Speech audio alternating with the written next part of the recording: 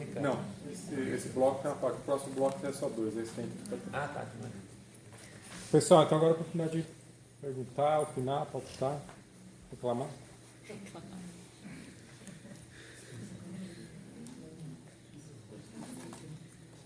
Hoje o pessoal do Camaleão, e agora para esse ano, vocês já estão na metade do ano, quais são os próximos passos nas ações de vocês para implementarem a defesa dos nossos pobres animais, vítimas da perversidade do ser humano?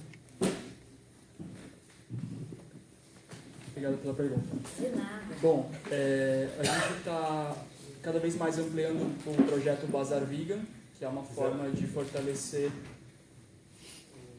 o empreendedorismo vegano local, enfim, isso tem ajudado bastante, além de promover junto os conceitos, né, éticos sobre direitos animais. Então, o Bazar Vegan ele tem crescido a cada edição. A última edição em São José, por exemplo, a gente conseguiu pela primeira vez, que a gente já conseguiu entrevistas em várias TVs locais, e da última a gente conseguiu com a TV Globo, que é a mais difícil. Então tem crescido, nesse sentido, o projeto do Bazar Vegan. A gente vai fazer uma próxima edição em São José novamente. Além disso, tem, né, amanhã no Enda a gente vai fazer a apresentação do projeto Saque Vegano. É um lançamento de um projeto novo que a gente tem trabalhado já mais ou menos um ano já trabalhando nesse projeto, e a gente lança ele amanhã no Enda, enfim, para apresentar mais detalhes desse projeto. São esses dois pontos principais, um grande evento e um grande projeto. Parabéns. São duas ações, mas que dá um trabalho, né? Parabéns, obrigada.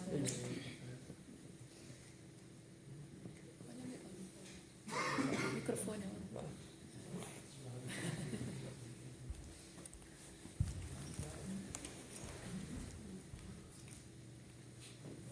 Bem, meu nome é Francisco, eu sou do interior de São Paulo, atualmente moro no Rio de Janeiro.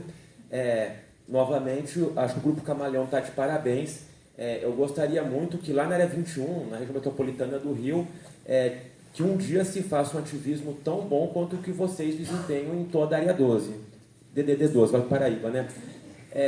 Já que se falou um pouco assim em questão espiritual, né? Hoje o ônibus atrasou porque teve a Marcha para Jesus que atrapalhou muito o trânsito em São Paulo. Eu estava conversando com algumas pessoas aqui. Se fosse fazer um censo, a maioria dos vegetarianos e veganos são ou ateus ou kardecistas, tem alguns Hare Krishna. Infelizmente tem poucos católicos e evangélicos no movimento, porque se tivesse mais gente nessa linha, alguém teria alertado para a marcha e para o ônibus sair de um outro lugar ou de outro horário. Isso é um reflexo da baixa participação das religiões majoritárias do Brasil no veganismo, por causa de uma série de preconceitos, que alguns já podem até ter deparado. Eu queria, assim, uma sugestão. Eu não sei se vocês do Camaleão, já que atuam em toda a área 12, já pensaram em fazer alguma coisa em Aparecida ou em Cachoeira Paulista, que recebe peregrinação católica do país todo.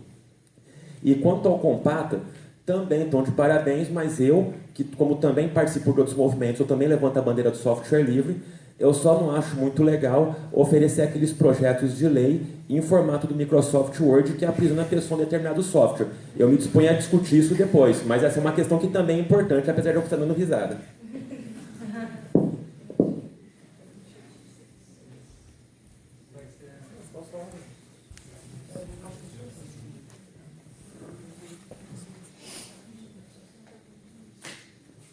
Está ouvindo? Sim.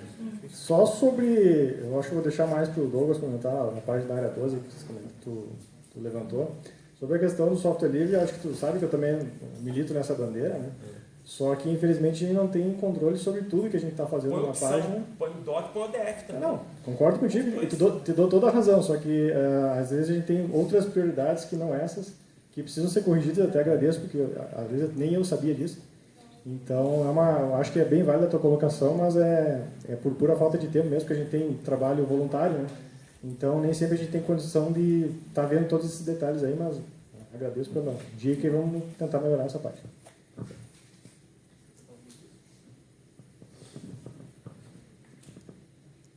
Está falando de demanda, né? Muita demanda, poucos braços.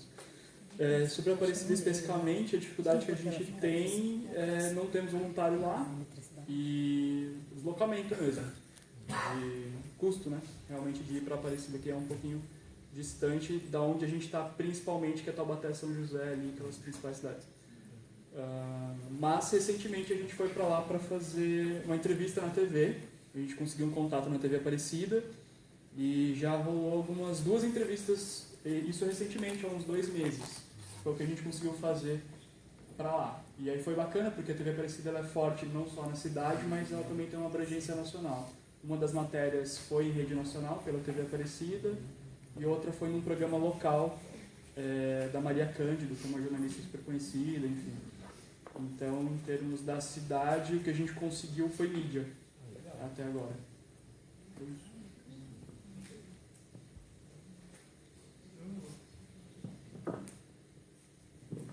Pessoal do Compata, vocês falaram alguma coisa de um substituto da carroça, eu não consegui ver a imagem, tá muito... Eu queria saber o que é. Infelizmente as imagens não ficaram bem nítidas, né? É o cavalo de lata, tem no Facebook, se colocar cavalo de lata, aparece. Ele foi um engenheiro lá de Santa Cruz do Sul, que a pedido da namorada, que ficava incomodada com a questão dos cavalos sendo explorados, desenvolveu esse cavalo de lata. Ele é um carrinho elétrico, e para isso então não precisa de carteira de motorista para dirigir, porque carros elétricos até não sei quantas cilindradas não precisam. Ele funciona como um carregador de celular, então o custo dele seria, o custo de quilômetros por litro, né, que não é litro no caso, mas de energia, seria de a cada 50 quilômetros, 1 centavo de real. Né, porque se carrega na tomada, se coloca ali uma pequena bateria, pode ser usado no sistema manual, pedalando, ou então, quando for subir uma lomba, alguma coisa, tiver pesado, carregando eletricamente. Até 300 quilos a capacidade. É extremamente barato. O protótipo que foi feito, né, o primeiro que foi feito, que daí você tem que calcular todos os erros, por exemplo, pneu, né, vai colocando um, não deu certo, coloca o segundo, não deu certo, vai colocando tudo. O protótipo deu R$20 mil, o primeiro. Claro que agora esse custo diminui muito, porque ele não vai precisar colocar 6 pneus para saber qual o pneu que vai ser colocado. Então, se tem a ideia de que em larga escala, cada carrinho desses do cavalo de lata poderia chegar a um valor de R$4 mil. Né, o que não é caro, e o que uma prefeitura, por exemplo, no nosso caso lá que agora temos 50 carroceiros, né, poderia certamente investir, né, com um custo baixíssimo, se tiraria todos os cavalos da rua de Passo Fundo hoje, por exemplo. Né. E vale a pena conhecer no nosso Facebook. Claro, se colocar cavalo de lata, vai achar o cavalo de lata, mas nós temos um álbum no nosso Face onde a gente mostra com várias fotos, com vários vídeos, apresentando o carro, como é que funciona e tal. Então é bem interessante. E o que o Luciano falou ali, que ficou famoso, é que a gente fez a postagem e a Isis Valverde, aquela atriz da Rede Globo, compartilhou no seu Instagram, né? E aí explodiu, tal, todo mundo ficou conhecendo. O rapaz lá de Santa Maria, o engenheiro Jason Duane, até começou a receber um monte de mensagem de e-mail, tal, pedindo como é que funcionava. Gente até já querendo comprar e ele só tinha o primeiro protótipo, não tinha ainda produzido, né?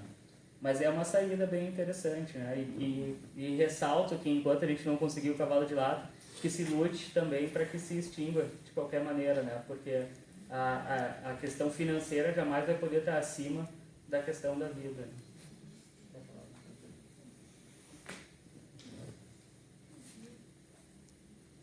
Queria fazer uma pergunta. Bom, antes eu quero cumprimentar as 3 equipes admiráveis na totalidade do trabalho de vocês, né?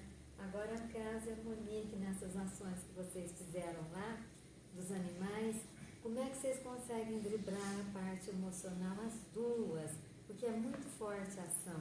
Queria saber essa resposta de vocês. Santina, alguns ativistas já vieram no privado falar, poxa, eu não consigo compartilhar, não consigo mais suportar tanto sofrimento, ver tanto sofrimento. Eu falo para esses ativistas que a gente tem que ser mais forte, isso tem que ser um impulsionador, né? A gente tem que lutar por eles sempre, privilegiar isso, né? Então, a gente tem que ter sangue frio, né?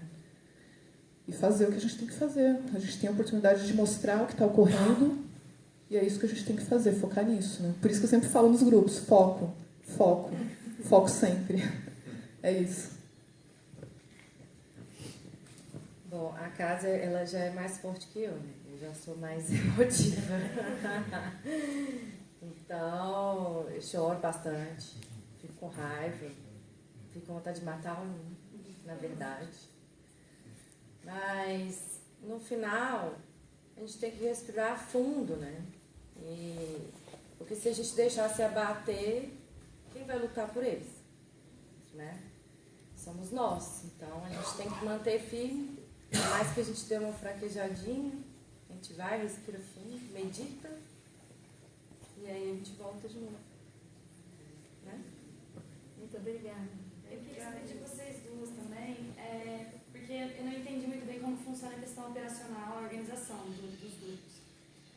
Funciona pelo WhatsApp e são, pelo que eu entendi, são tipo GTs, assim, são vários grupos para tratar de cada esfera dentro.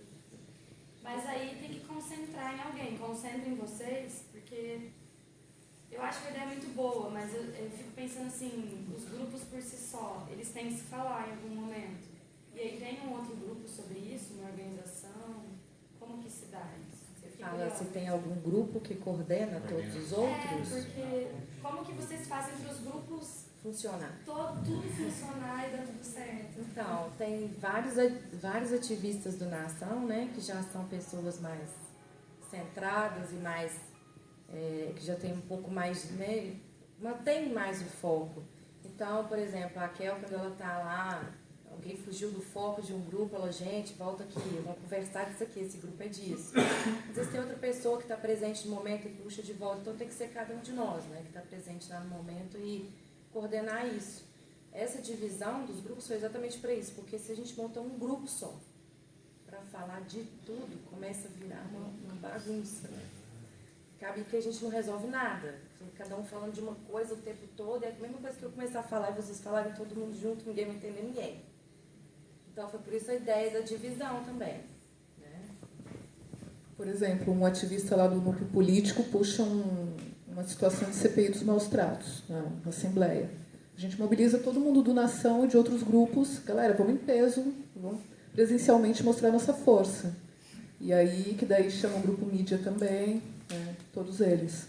Então é dessa forma que a gente interage. Tem os ativistas-chave que estão inseridos em todos os grupos, identificam uma demanda que pode ser conciliada a outra demanda de outro núcleo, e aí vão linkando e trazendo a situação e potencializando ela, né, em âmbito virtual e, em alguns casos, vários fisicamente. Né? Câmara Municipal, assembleias, na frente de porto, na rua, onde for. Né? E para ter acesso a esses grupos, então, tem uma coisa no Facebook, para a gente já entrar no SIM? Assim, Não, então, a formação foi por prospecção. Né? No momento ali do porto, a gente foi identificando aqueles potenciais para desenvolver determinado campo ali, determinada especialização. Daí a gente foi criando à medida que vinha surgindo demanda. Né? Então, para estar hoje atuante num dos grupos, vegano, ativista, mas daí a gente tem o transição também para capacitar aqueles para estarem inseridos num desses grupos. Né? Mas qualquer ativista vegano pode integrar de qualquer parte do país e do mundo. é só falar com a gente, que a gente começa.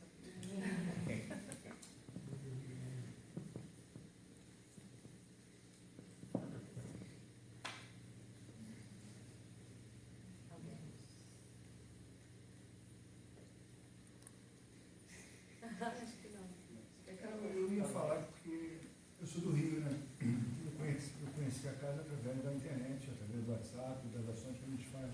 Estou um pouco sem voz para eu buscar. E esse negócio do grupo é muito complicado, o WhatsApp é muito complicado. Cada um fala uma coisa diferente, ela está toda hora lá, foco. Eu às vezes mando uma mensagem para ela falando, amiga, como é que você está? Ela é pequenininha, né? Eu sou grande, vou chegar, vou gritar, enfim. Obrigado. E essa questão dos grupos específicos, eu acho muito legal, porque cada um faz uma coisa, né? Por exemplo, tem um advogado, aí tem uma pessoa que quer entrar para política, aí tem uma pessoa que tem, por exemplo, a minha página tem 200 mil seguidores.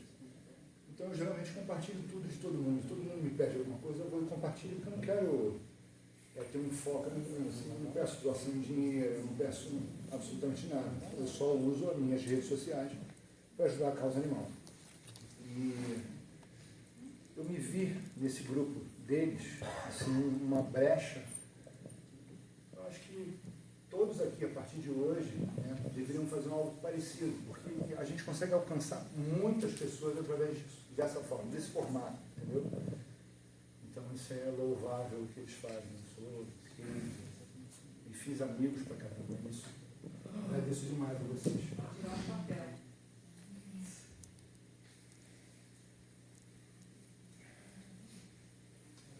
A Luísa, eu acho. Luísa?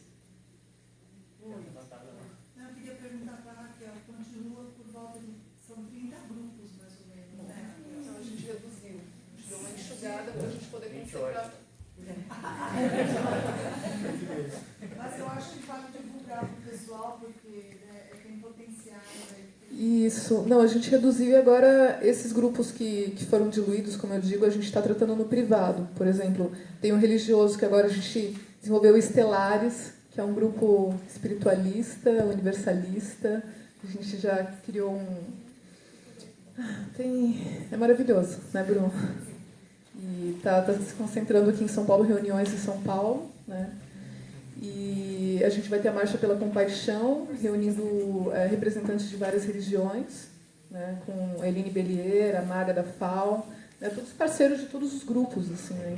A gente não privilegia nenhum, trabalho forte com Vedas pra caramba, assim, parceiro do coração mesmo, para várias iniciativas. Então, assim, atualmente são 21, né?